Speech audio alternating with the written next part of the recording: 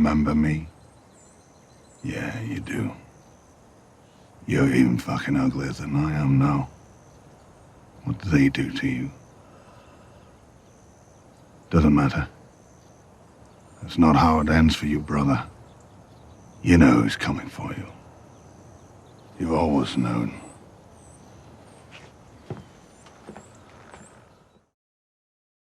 Hey everybody, so I got a lot of requests for a Cleganebowl video amongst other big things that are going to be happening in Season 8, or at least implied to be happening according to the gauntlet that the Hound just threw at the Mountain's feet.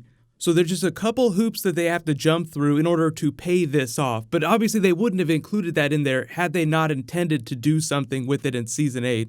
So because we're in the off-season now, if you are finding me for the first time, I do Game of Thrones every week. Be sure to subscribe to get everything. I'm still doing an HBO giveaway that I'll explain at the end of the video too.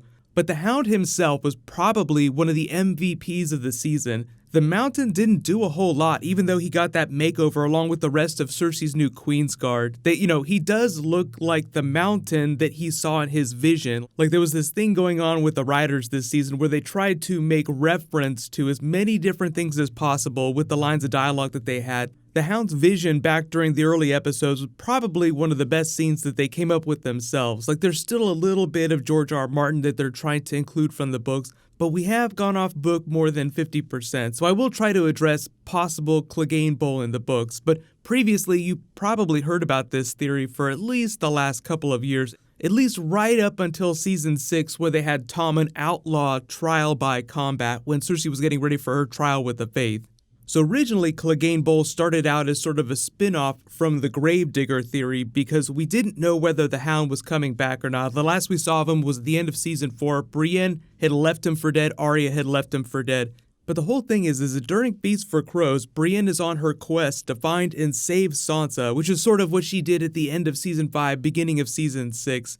And as she's searching for her in the salt pans, she comes upon a place called the Quiet Isle. There's a person called the Gravedigger there, and she notices that the Hound's horse is nearby. So there's just a lot of clues that pointed towards the Hound coming back. Then sure enough, during Season 6, we got that Ian McShane scene where he doesn't quite play a character from the books, but it's their version of the Gravedigger scene in that area of Westeros. So that's how he sort of runs into the Brotherhood and makes his way north, and they rope him back into the plot. So they went a little off book there, but the whole thing is that it sounded like the Hound had become a more religious person, so we had this trial of the Faith coming up. Cersei will try to throw in her ace in the hole, the Mountain, and everyone was hoping that the Faith would surprise us by bringing the Hound out. Like, oh, we have this person who's now very religious, who might not necessarily be one of the Faith militant, but is somebody who could take on the Mountain. The whole idea with the Mountain is that they're presenting him as effectively invincible, especially now that he's undead. So there's this big theme with fire on the TV show, wildfire, blue fire now from the undead dragon, and the traditional gold-red fire from Daenerys' dragons. So just remember that. But when the Hound had his vision of the Mountain, shaped like an arrowhead, and he was digging those graves, that was sort of a way for them to tie up that Gravedigger plot from the books. Like, oh yes, he is a Gravedigger. But I was surprised by the number of people after this particular scene in the finale when he said, "You've always known what's coming for you, brother," and then stomps off. I think some people were confused about whether or not he was talking about a prophecy or something that he saw in a vision like the army of the dead. But really, he's talking about himself. He's talking about Cleganebowl. So it raises a couple big questions because the Mountain will never leave Cersei's side. He's far too important to her, and the Hound is headed back up north, so they're nowhere near each other. So the question is like, if he's coming for the Mountain, then when is that going to happen? How is that going to happen? Because if the army of the dead is going to wash over Winterfell eventually, then isn't the Hound one of those tragic figures who would give his life in this big redemptive moment if he hasn't already achieved a measure of redemption? He probably had one of the best arcs of Season 7. I would say of all the people worthy of an MVP award, he probably somewhere near the top. But even if he doesn't embrace the Red God in the way that Beric or the Red Priests do, he still believes in the Red God. Like, he's not going to abandon his mission just to come down to King's Landing to kill his brother. So here's where we get into Season 8 theory territory, because you have all these reunions that are left to happen at Winterfell. Like, you have Jon and the Stark family, but you also have the Hound reunion with Arya.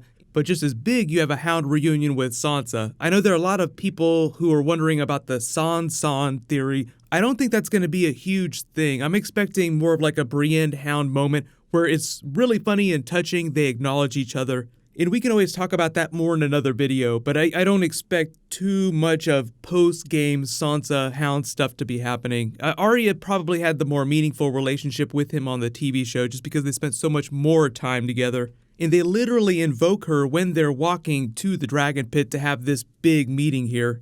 So theory, that all takes place, all those reunions in the first couple of episodes. They deal with the threat of the Night King in the middle episodes towards the very end, and then by the very end, that's when he circles back around, comes back down to King's Landing, and kills his brother the Mountain. Because the only other way that you pay off Cleganebowl is if Cersei takes the Mountain north, and she sounds like she's not going anywhere outside of King's Landing. That's her whole thing, is that she's the queen, even if she's going to be the Queen of Ashes. That line of dialogue from Davos about being the skeleton that sits on the throne was probably one of the most foreshadowing prophetic moments that the show had during the season. Something to keep in mind, and also sort of a reference to Cersei, who's just obsessed with the Iron Throne. Like, Daenerys is slowly backing off of that because of what happened in the last couple of episodes, that she hasn't completely abandoned her quest to take down Cersei, but Cersei is still 100% keeping control of the realm. And I can't remember the last time that she left King's Landing, so it would be kind of weird if she started now. So it's not necessarily confirmation that the Hound is going to survive the battle with the Night King or whatever their big final battle is, but remember, he would have to circle back around, come back down to King's Landing, and that would likely take place after all that's happened.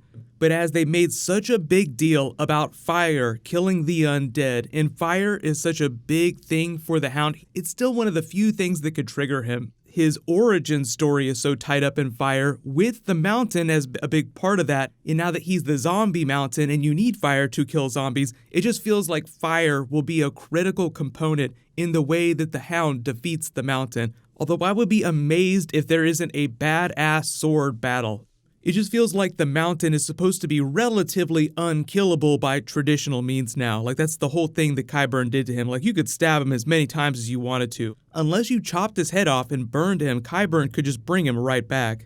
So hopefully that explains a little bit about Cleganebowl in Season 8 and how they could pay that off. There's still a number of ways they could choose to achieve it, but just remember that it's very unlikely that the Hound would completely abandon the battle against the Night King to come back to King's Landing just to take care of his brother, so that feels like something that would happen after.